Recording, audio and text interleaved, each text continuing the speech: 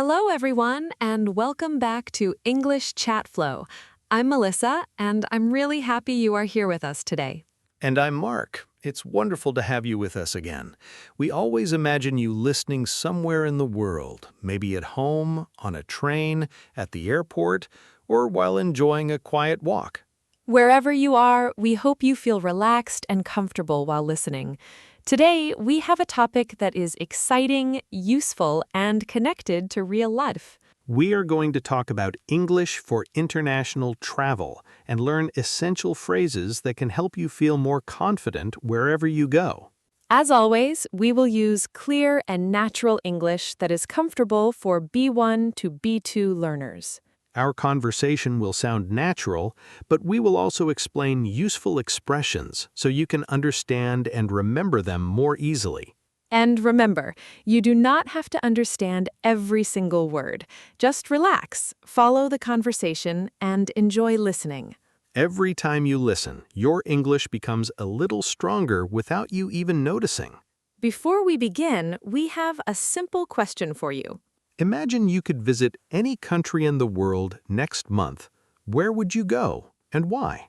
You do not need to answer aloud, just think about your answer while you listen. Maybe you dream of walking through the streets of Paris, enjoying delicious food in Italy, relaxing on a beach in Thailand, or exploring the mountains in Japan. Or maybe your dream destination is somewhere close to home, because every journey can become a wonderful experience. The important thing is that traveling gives us opportunities to meet new people and experience different cultures. And one thing that makes traveling much easier is knowing some practical English. Exactly. You do not need perfect grammar or a huge vocabulary. You only need enough English to communicate clearly and politely. Let's imagine something together. Mark, you have just arrived at a busy international airport after a long flight. I already feel tired just thinking about it. I know the feeling. Your suitcase is heavy, people are walking in every direction, and there are many signs around you. At that moment, you probably need English more than anything else. So let's start with one of the most useful situations, asking for directions. This happens almost everywhere. Airports, train stations, shopping centers, museums, and city streets. Imagine you cannot find your boarding gate. You can politely ask someone, "Excuse me, could you tell me where gate 24 is?" That is a very natural question. Notice that it begins with "excuse me." Excuse me is one of the most useful expressions in English because it sounds respectful and friendly. Instead of simply saying, "Where is gate 24?" adding "excuse me" makes the conversation much more polite. People are usually happy to help when someone speaks politely. Another useful phrase is, "Could you help me, please?" This sentence works almost everywhere because it is general. You can use it before asking almost any question. For example, "Could you help me, please? I'm looking for the passport control." Or, "Could you help me, please? I can't find the baggage claim." Speaking of baggage claim, that's another useful travel expression. Baggage claim is the place where you collect your suitcase after your flight lands. Sometimes airports use the words baggage reclaim instead, but both expressions refer to the same area. If you are not sure where to go, you can ask, "Where is the baggage claim?" Short, clear, and very practical. Then another situation happens after you collect your luggage. Yes, maybe you want to take a taxi to your hotel. You could ask an airport employee, "Where can I find the taxi stand?" Notice the phrase, "Where can I find?" This is another excellent expression because you can use it with many different places. For example, "Where can I find the restroom?" Where can I find an ATM? "Where can I find the information desk?" Once you learn this sentence pattern, you can change only the last words depending on what you need. That makes speaking much easier because you do not have to create a completely new sentence every time. Melissa, do you know something interesting? What is it? Many English learners worry about having a strong accent. That is true. I hear that concern very often. But during travel, people usually care much more about whether they can understand you than whether your pronunciation sounds perfect. Exactly. Clear communication is much more important than perfect pronunciation. If you speak slowly, politely, and clearly, most people will understand you. And if they do not understand the first time, you can simply repeat yourself a little more slowly. There is absolutely nothing wrong with that. In fact, even native English speakers sometimes ask each other to repeat something. One useful sentence is, "Could you say that again, please?" That sentence is incredibly helpful because sometimes people speak very quickly. You can also say, "Could you speak a little more slowly, please?" Most people will immediately slow down because they understand you are learning English. They usually appreciate that you are making an effort to communicate. Another common situation is checking into a hotel. After a long trip, everyone wants the check-in process to be easy. Imagine you arrive at the reception desk. The receptionist smiles and says, "Welcome, how can I help you?" You can answer, "Hello, I have a reservation under the name Smith." The phrase "under the name" is very common when checking into hotels.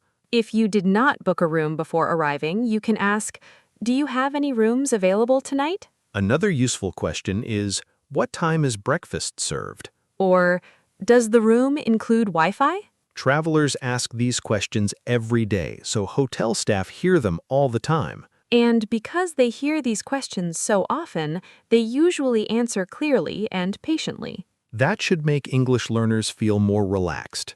Absolutely. You do not need long conversations.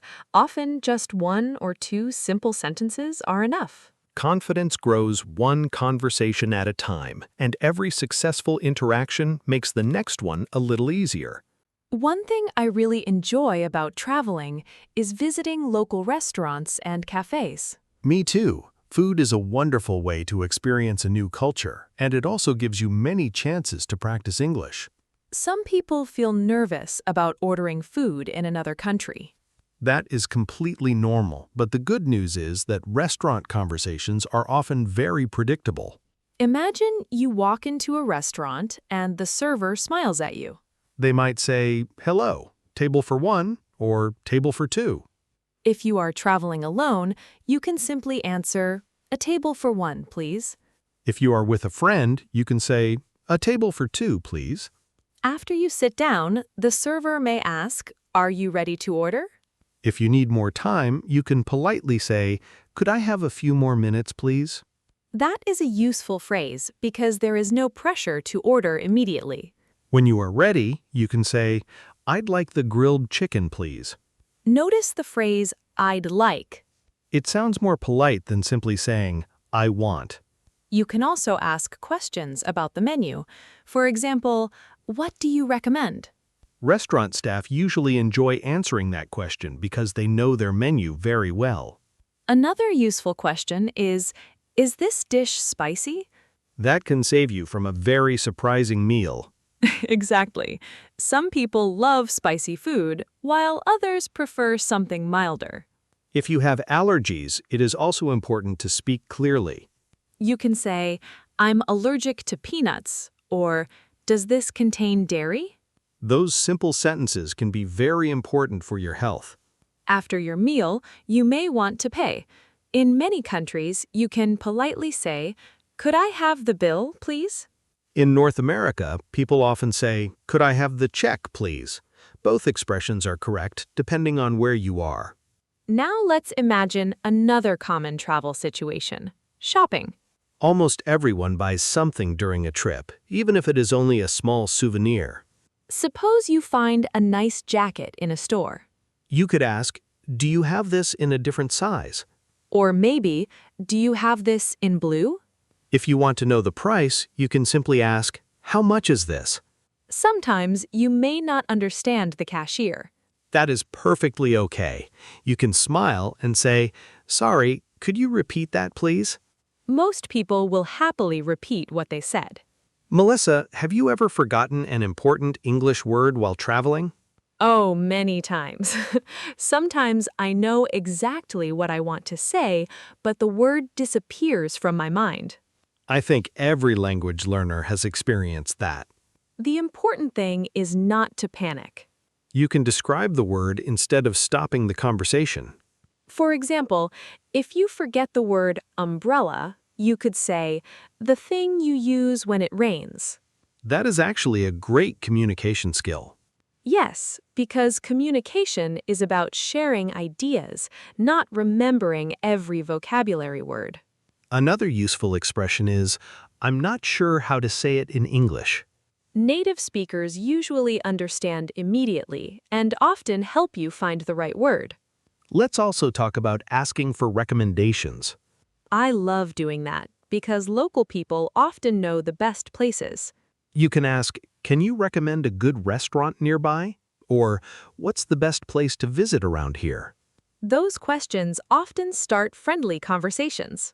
Sometimes those conversations become the most memorable part of the trip. You might discover a beautiful park, a quiet cafe, or a local market that was not in your travel guide. Traveling becomes much more interesting when you talk to people instead of only following maps.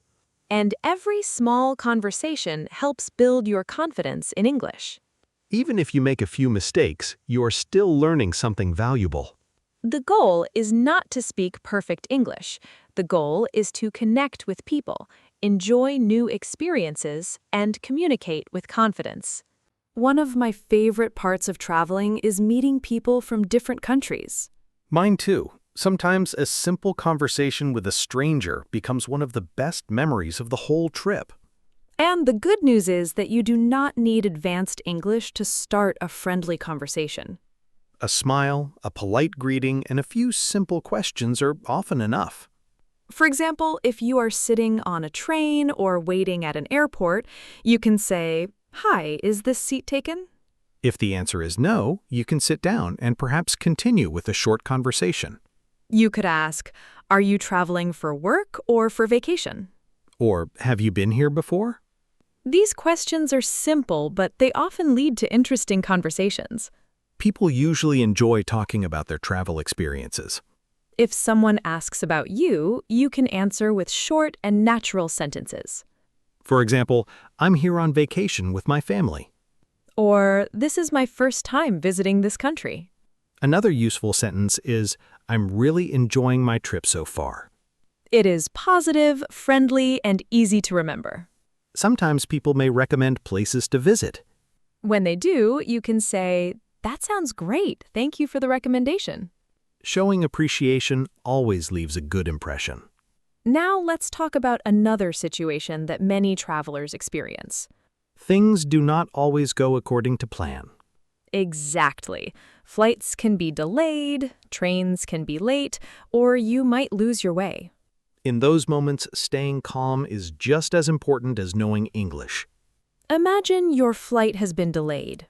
You could ask an airport employee, could you tell me when the next update will be available? Or, "Will this affect my connecting flight?" These questions help you understand the situation without sounding impatient. If you get lost in a city, you can politely ask, "Excuse me, could you show me this address on the map?" Many people are happy to help, especially when you ask politely. Melissa, have you ever been lost while traveling? More than once. I once walked in the wrong direction for almost 30 minutes before I realized my mistake. At least you probably saw parts of the city that most tourists never see. That is true. Sometimes getting a little lost becomes part of the adventure. I like that way of thinking. Me too. Traveling teaches us to stay flexible and solve small problems calmly. Before we finish today's episode, let's review some useful expressions we learned. We practiced saying, excuse me, to politely begin a conversation. We also learned, "Could you help me, please?" Another useful expression was, where can I find... At a hotel, you can say, "I have a reservation under the name." In a restaurant, you can say, I'd like, when ordering food. If someone speaks too quickly, you can ask, "Could you speak a little more slowly, please?" And if you don't understand something, you can simply say, could you repeat that, please? We also learned that it's okay to describe a word if you cannot remember it. Communication is much more important than perfect vocabulary. We hope today's conversation has shown you that traveling in English does not have to feel stressful. Every small conversation is an opportunity to learn something new. The more you practice, the more natural these phrases will become. And remember, confidence does not come before speaking. Confidence grows because you keep speaking. Before we say goodbye, we have one final question for you. If you could travel anywhere in the world next year, where would you go, and what would be the first English sentence you would use there? We'd love to read your answers in the comments. You can write, I'm your name from your country, and I'd like to visit, then continue with your answer in English. Every comment is another chance to practice, and every sentence helps you become a more confident English speaker. Thank you so much for spending this time with us. We hope you enjoyed today's conversation and learned some practical English that you can use on your next journey. Keep practicing, stay curious, enjoy every conversation you have, and we'll see you in the next episode of English Chat Flow.